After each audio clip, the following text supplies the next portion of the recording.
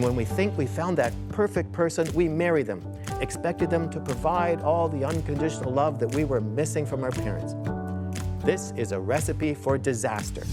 And it's you and me, babe, whatever comes. Knowing bigger hands are holding ours, and the greatest days are ahead of us. Growing in love, learning to be a better us. Welcome to A Better Us and to our home. Okay, so recently we came across a little cartoon that perfectly illustrates how we all enter into marriage. The guy gets down on one knee and looks up into the adoring face of his beloved and earnestly asks, "Will you marry my needs?" That's so true, because whether we admit it or not, one of the main reasons we get married is to have someone meet our deepest emotional needs. Like Rocky Balboa famously said about Adrian, "She got gaps, I got gaps. Together we fill gaps." But is it really that simple, Rocky? Come on. Yo. Well, Dr. Grant Mullen is here to actually say no. Right. We all have some very crucial emotional needs that our spouse will never meet. And he's going to tell us what to do about that. And later, Dr. Mike is on the beach talking about another kind of need we have in marriage that we can meet for our spouse, and that's being appreciated. And as usual, chiming in on the conversation are our kitchen couples, CFL football legend Mike Pinball Clemens and his wife Diane, and youth and children's pastors Eric and Kara Maines. We're about to get started, so stay with us.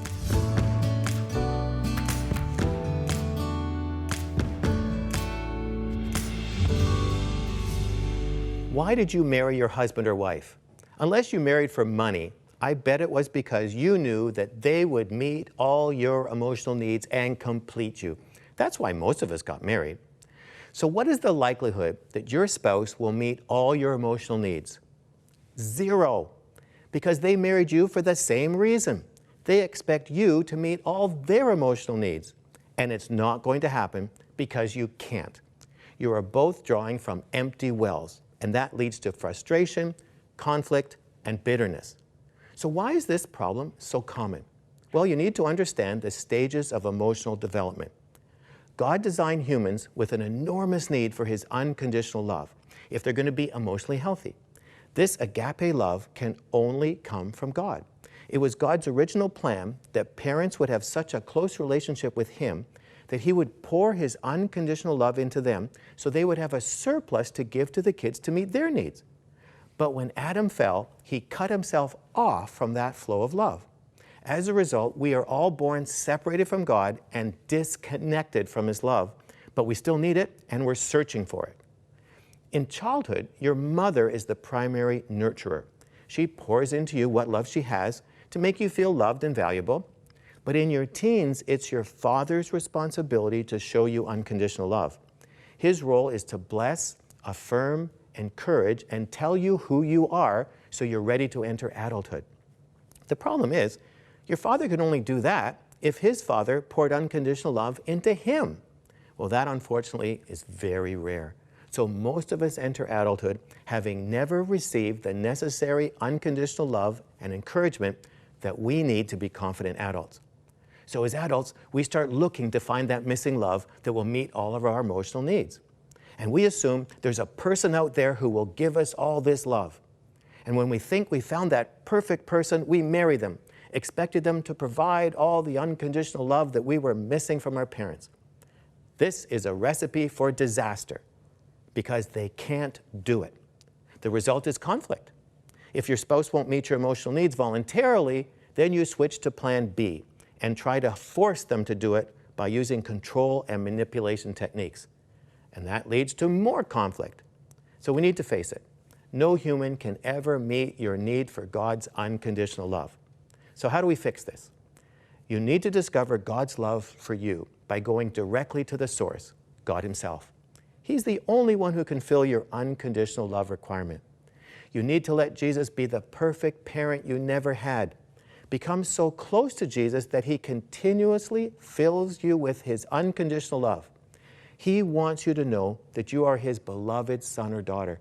He can't wait to give you all the love that you missed. He's waiting right now for your permission to pour His love into you.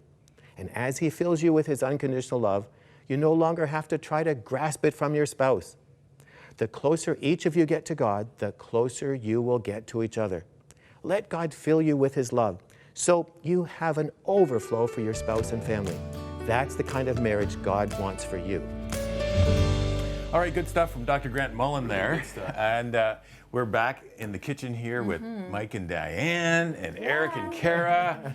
Great to have you guys with us. And we're chatting about this whole idea of God's unconditional love and kind of the codependency that we tend to have with each other is why we married each other. We think we're looking for that one that's going to fill all our deep emotional needs. And so we get married. And there's always disappointment there. You know, I think as women, I don't know if you girls are like this too, but we look, or I would look for him to meet just that one big, mega emotional need that I have, and then assume that he's going to meet all the other emotional needs too. So the first time I ever laid eyes on this guy, I was 17 years old. He walked into he was a football player, Mike. He was a football player. He was a football player. He walked into church the other side, and he walked in with his brother. His brother had a mustache, Ron did. And my girlfriend next to me says, "Look at the one with the mustache," two 17-year-old girls, you know. Right. And I said, "He's okay, but there's something about that other one I really like." Never met him before in my life, but I was drawn to his gentle spirit. I was drawn to his gentleness because I knew that in a husband and a forever mate, I needed someone gentle, someone with a real gentleness. And so that's what drew me to him. And then I'm thinking, okay, well, he's got that gentleness covered, so he's going to meet all my other needs too, surely. Right. You know, they're all going to, because he's got that covered. But that doesn't always happen because then I'm setting him up for failure because only God can meet all of our emotional needs. Our husband can't. Absolutely. Yeah. I think in part, when we look at our mates, we are looking at them to give us something, right? And I think it's the exact opposite way is where we should look at it, because we should be looking for someone that we can give to provide to, and to share with. It's hard to get fuel from an empty vessel. So we have to come as full vessels first, right? So that we can then give and share together. I love the verse in 1 Corinthians 13, the love chapter that we all see at the weddings. The little caption says, "Love keeps no record of wrongs." Right, and just that little caption for me is that whole thing of, yes, it's not about what's happening over there, what's coming back at me. It's actually what I'm giving out, and if I give it out, I'm going to get it back. That's the way it works. That's what makes it unconditional, right? Yeah, That's right. Yeah. That's right. I think too, for women, we look to our mate for that fatherly. There's something about it that we expect to have that fatherly figure Almost as like well. a stability. Yeah. Exactly. Kind of a stability we it need is. to bring. It absolutely is. And for me, when Mike and I started dating at 18, and he was my first boyfriend, and I lost my dad right after I met him. So it was that thing where, I need this guy to fill these voids, right? Because I don't have my dad. I don't have that, right? So I was missing that, and I was looking to him to fill that void. But you can't get that from him, right? Because there's a difference, You right? never told me that. Absolutely. Yeah.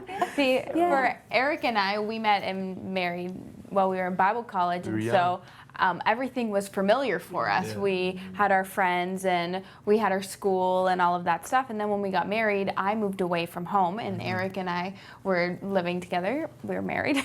And I felt that I lost a security. I felt like Eric needed to make up for all the things that I just had to give away.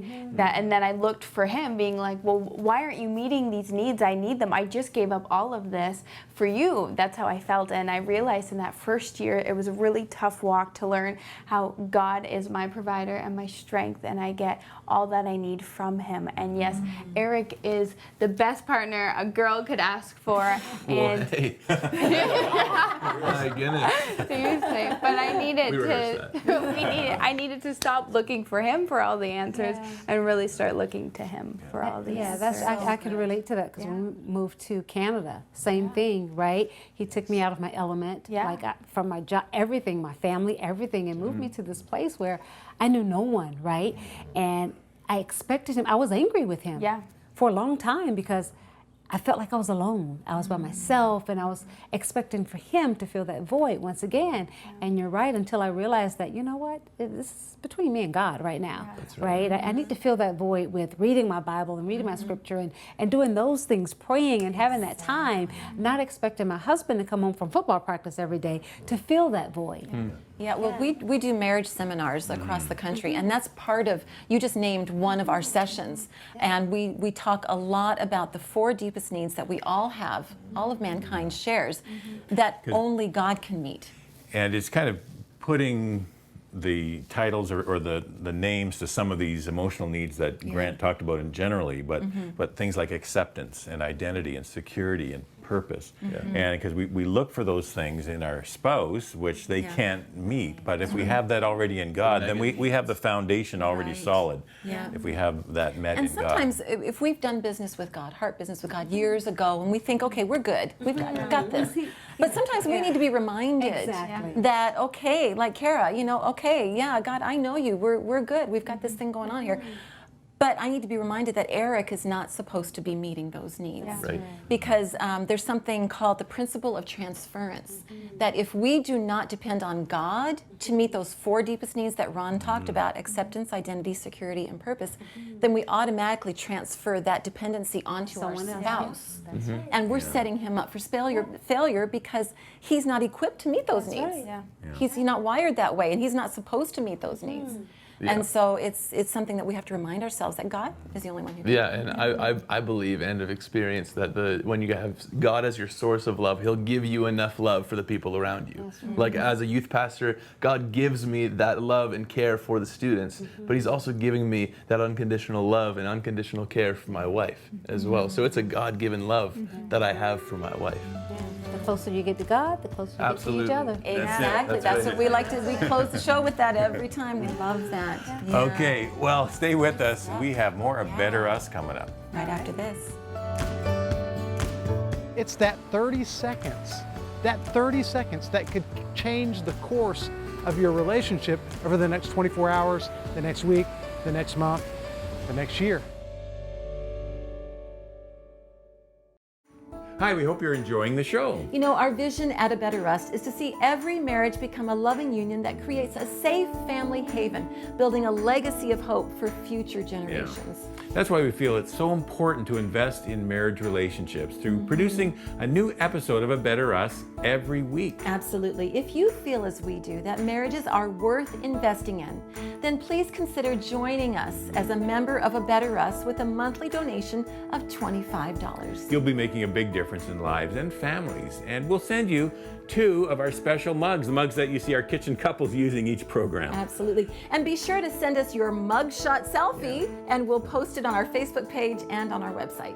Simply visit abetterus.tv and click donate to set up your automatic monthly giving. God bless you, and thank you so much for making this program possible and helping us strengthen marriages. So we can all become a better us.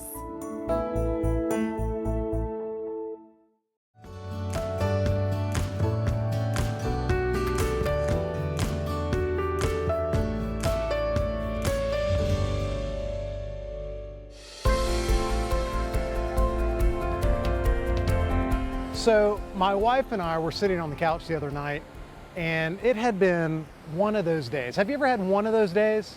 It was one of those days. I was tired, kind of stressed out, overwhelmed.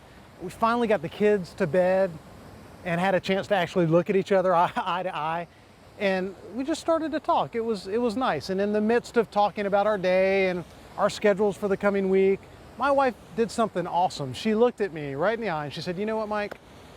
I just need to tell you, I see how hard you've been working, I see how fast and furious you're going for me and for our kids and our family, and I just want you to know, I really appreciate what you're doing. Man, it felt so good just to have her acknowledge me in that moment and say, you know what?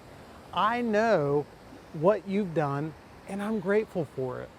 And I find that in my marriage, in our relationship, when we express gratitude towards one another, it is so much easier to deal with the pressures and stress of everyday life. And you know what? I think that's normal. I think it's absolutely normal to want to be recognized for our effort in our relationship. I think it's normal to want to feel appreciated for everything we're doing. So I'm going to give you 2 things that you can try as a couple to increase the amount of gratitude that you're sharing towards one another, okay? 2 little strategies. Number 1, this one's a little more formal. I want you to get a journal. I want you to keep that journal on your dresser, and every day commit to one another. I will write something in that journal that I appreciate about you, something I'm grateful for about you as a person, about who you are. Be very specific, talk about actions and behavior, and make sure, this is huge, stay consistent every day.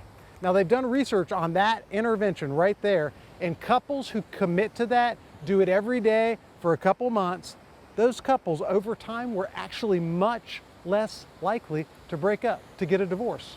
Wow, that's pretty simple. My wife and I tried this. Honestly, it didn't work. I'm just going to be totally honest with you. It didn't work. We do something very different. This is my second strategy. Instead of trying to write and get the journal there and be so formal, we've committed every day, we're going to try to text one text to the other person about something we appreciate about the other. What's one little thing I can identify? Hey, thank you so much for grabbing coffee for me this morning. I appreciate it. Hey, thank you so much for what you did with the kids last night. That was great parenting. I'm telling you guys, it's amazing what it's done. It has really helped us understand each other and our hearts for one another. My encouragement to you is you need to do this. If you're fighting, you still text. If you're having a hard day at the office and a busy day, you still do the text. If the kids are driving you crazy, you still write the text, because it's that 30 seconds that could change the course of your relationship over the next 24 hours, the next week, the next month, the next year. So basically, you have to find some way to practice gratitude in your marriage every day. That's the general rule. If you do this, if you commit to it, you just might be surprised how powerful gratitude can be in your quest to have the marriage that you've always wanted. Okay, Dr. Mike on the beach, he does it again. He gets us to say, Every time. I need to do that. That's right. And so the whole area of gratitude, you know, after the honeymoon period. First we got to say who we have with us. Okay, who do we have with us? We got Mike and Diane, we have Eric and Kara, Okay. the kitchen couples. You know who they are. So anyway. And so, you know, the first, few years of marriage, you kind of think about that because you're really appreciating every little thing because it's so fresh and new, and you say, oh, thank you for doing that. Yeah. Then busyness, life sets in, maybe kids and the schedule, and you kind of take each other for granted and you just don't say thanks as much as you used to. Absolutely. Yeah. Well, we do marriage seminars across the country all the time, and we hear from couples. You would be surprised how many couples, when you talk to them just generally about their relationship, there's so many complaints and not a lot of gratitude, not a lot of thankfulness for what they have in their spouse. Right. And so what I hear Dr. Mike saying is we have to be deliberate to say, okay, look for things to be thankful for, and then let our spouse know that we're thankful for those things. Absolutely. Yeah. Diane was always wonderful that when I came home, she let me in on the secret a little bit later, but I didn't know every time I came home she would be dressed, right? She didn't have a work permit, so here she was. She had gone to school for business. She worked at a bank, and then she got her license to be a hairdresser as well, and then she comes here and she can't do any of that stuff, and so she's at home, and she always came and she greeted me at the door, and she was was dressed, and she said, you know, sometimes she says, I always had you call me on the way home because that's when I would make sure I was dressed before you came. So I didn't know all the details, but just that consideration and constantly saying, I appreciate what you do, I appreciate who you are. It's so true. Yeah. And that was a tip that I got from my mom. Right? She was like, always do your best and look your best for your husband, because he is the most important person. And when he comes home, you need to be there, you need to be dressed. You don't need to have on a robe and have on your hair undone. She says, you look your best when he walks in the door. And I've always tried to do that because I think it's so important, because like you said, our spouse, that's the most important person in our life, right? That's right. Now, I was a stay-at-home mom for many, many years. And so I know that it can get pretty hairy throughout the day looking after kids. I used to babysit other people's kids too. And so, but yeah, to take those last 10 minutes even, just to freshen up a little, it makes you feel better. And then the whole house seems to run a lot smoother if you're feeling better. And then your relationship, you know, just better. No, absolutely. And with Eric and I, every morning that we are home alone together, when we have the off days, Eric will always make me breakfast, and I'm always so thankful for that, because I don't have to do it, but it's so easy to overlook that. After a while, you just get used to it, and you're like, okay, Eric's just going to do it now. But it's important to take some time and say thank you for that, because he didn't have to do that, but thank you. Thank you for saying that. It's good. I love what Dr. Mike was saying about sending the text message. Yes. Right? If you can't write it, but the text message, right? And I remember at one point, I would send him text messages, and he'd go all day, and I'd look at my phone waiting for him to respond to my message, right? And then he'd come home and nothing, and finally, did you get my text message? Oh yeah, I did get it. That was so sweet. I forgot. I mean, you know, and I'm like, I need you to respond. Like I'm trying something here. Like respond to me, right? So this was at the beginning of technology. Exactly, I didn't really know how to text, right? And so you actually had to push because it wasn't just one letter per thing. Just that was when you had the A, B, and C on the same number. I just couldn't figure it all out. But of course, those are excuses, right? So excuses are like belly buttons. Everyone's got one, and none of them are any good, right? So don't make excuses. So I maybe just wanted just a quick encouragement for us to when you have that kind of gratitude, you have power, right? You literally have strength. You've got strength to turn your relationship around. You got the power to change your family, and you have the power. When you are a gracious person, you have gratitude for what you have, gratitude for other people. You change the entire environment, and if you're not careful, you change the entire culture of everything you're around, be it at home, at work, in community. Gratitude is power. It is. Thankful heart. Yeah. So, well, let's take Dr. Mike up on his challenge. And if it's not the journal, try the text, as everyone probably has a phone. And just that little message of thanks, even one thing, I'm sure you can come up with one thing each day that you're thankful for. Absolutely. And make a point, not even texting, but something we used to do a long time ago that we should resurrect is the notes. We would leave little love notes all over the house, just saying, you know, thank you. I'm still finding them all. Thank you. Ones I never found. But you know, it's another good way to do it. Not just text messages, but writing notes and putting in the car, on the bathroom mirror. Exactly. And then your family, your children will see that you're thankful for each other. And then they'll know that's kind of a good way to create an atmosphere in the home that's loving and that is peaceful. And they'll take that with them into their own homes as well. So that's something to do. So true. Yeah, our youngest daughter actually wrote a note the other day to a visitor who was staying with us, and the visitor then wrote a whole note to every member of our family, right? And just how that passes, you know, graciousness is contagious. It's contagious. Well, that's right. what I was going to say, because anger is contagious and unthankful heart is contagious, but a thankful heart is contagious as well. I never thought that I would enjoy cleaning the family room or tidying up the kitchen, but because Kara works so hard, like some weeks she works 7 days a week, I find myself like, I want to clean up this area. So when she gets home, she'll be like, oh, wow, he does appreciate me. And so even acts of service is a kind of a way that I find that I've heard about one couple that she felt taken advantage of, all the stuff she does around the house. And so the one day the husband came home from work and the house was a mess. The kids were all kind of running around and dirty. The kitchen was full of dishes and everything was a mess. And he said, what's going on? There's something wrong. Where's my wife? And he goes up the stairs and there's clothes all over and he's trying to figure out what's the deal. He's getting worried about it. He goes into the bedroom and there she is sitting in bed reading a book. She looks up with the biggest smile on her face. And he goes, dear, what happened? What's going on? You okay? Well, and she said, well, you always ask me what I do all day with my time. Well, today I didn't do it. Yeah. So maybe that reminds him to say thank you once in a while. Yeah. Anyway, this has been good. Yeah. Thanks for being with us. Stick around because there's more Better Us to come.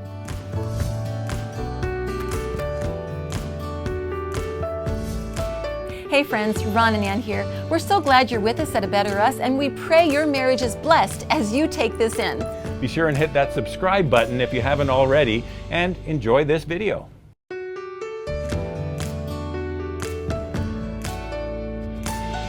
All right, you want some really boring news about sex? You need to schedule it. Now, I know you're rolling your eyes right now going, are you kidding me? We're not going to schedule sex. But what does the research have to say about that? Well, I'll tell you what, one of the things that happens is as you make a plan, you create emotional space for it. And we so often think it's only valid to have a romantic moment if it's spontaneous and organic. But the truth is, when you make a plan, you live into that moment. Your emotions start to look forward to that with anticipation. Right. Exactly, right. So you begin to create the organic just by scheduling. Yeah, and so here's what we know for couples that are in the upper 10% of happiness. They schedule sex. They literally put it on the calendar.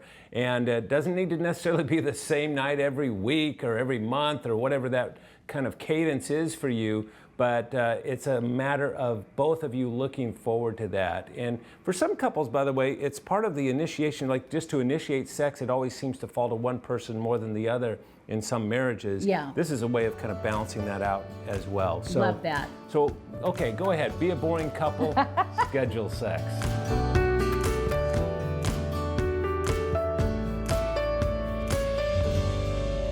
Today's program has been all about our needs. From, as Dr. Mike said, needing to feel appreciated, to, as Dr. Mullen said, needing to have our deepest emotional needs met. Basically, we discovered that we're all just more than a little bit needy. And when we get married, we expect our spouse to meet all of those needs.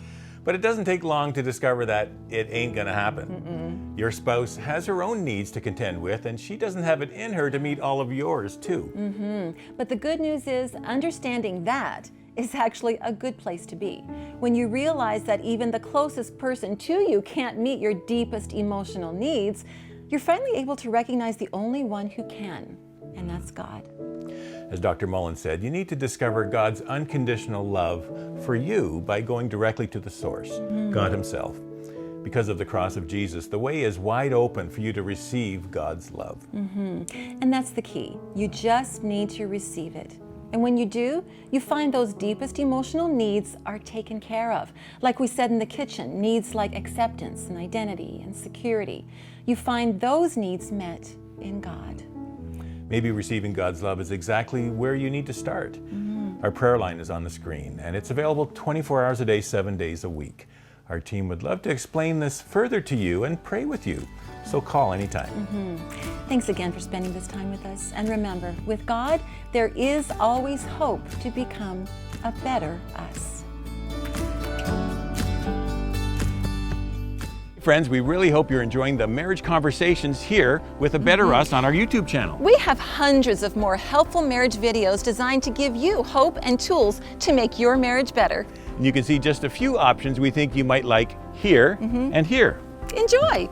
Oh, and make sure you subscribe by clicking here so you don't miss out on all the great marriage help we have coming your way soon.